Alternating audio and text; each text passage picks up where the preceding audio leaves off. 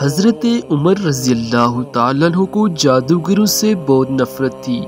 انہیں جہاں کہیں بھی پتہ چلتا کہ وہاں جادوگر ہے تو حضرت عمر رضی اللہ تعالیٰ عنہ اس کو قتل کرنے کا حکم دیتے تھے۔ حضرت عمر رضی اللہ تعالیٰ عنہ کے دور میں ایک شخص تھا جو لوگوں کو بتا دیا کرتا تھا کہ تمہارے ہاتھ میں کتنی کنکریاں ہیں۔ وہ یہ ظاہر کرتا تھا کہ مجھے غیب کا علم ہے۔ ایک دفعہ حضرت عمر رضی اللہ تعالیٰ عنہ نے اس جادوگر کو بلایا اور اپنے سامنے بٹھا لیا۔ پھر آپ رضی اللہ تعالیٰ عنہ نے اپنا ہاتھ پیچھے کیا اور اپنے ہاتھ میں کچھ کنکریاں اٹھا لی اور پھر جادوگر سے کہا، چل بتا میرے ہاتھ میں کیا ہے؟ جادوگر نے کہا کہ آپ کے ہاتھ میں کنکریاں ہیں۔ پھر آپ نے فرمایا کتنی کنکریاں ہیں؟ جادوگر نے کہا 5 کنکریاں ہیں۔ آپ رضی اللہ تعالیٰ عنہ نے پھر اپنا ہاتھ پیچھے کیا اور پھر کنکریاں اٹھا لی۔ پھر فرمایا اب بتا میرے ہاتھ میں کیا ہے؟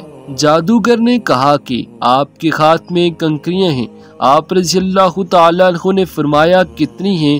جادوگر نے کہا مجھے نہیں پتا۔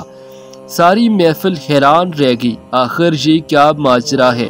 آپ رضی اللہ تعالیٰ عنہ نے فرمایا پہلے جب میں نے کنکریاں اٹھائی تھی تو مجھے بھی پتا تھا کہ میرے ہاتھ کتنی کنکریاں ہیں۔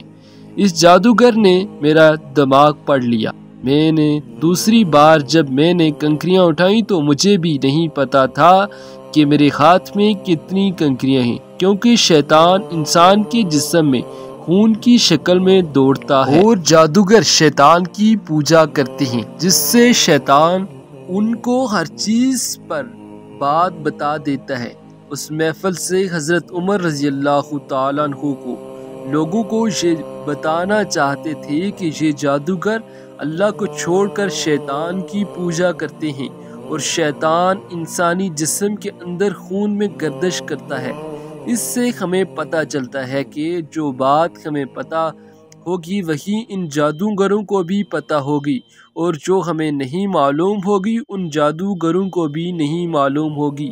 اللہ رب العزت ہم سب کو جادوگروں سے محفوظ رکھے، آمین ثم آمین۔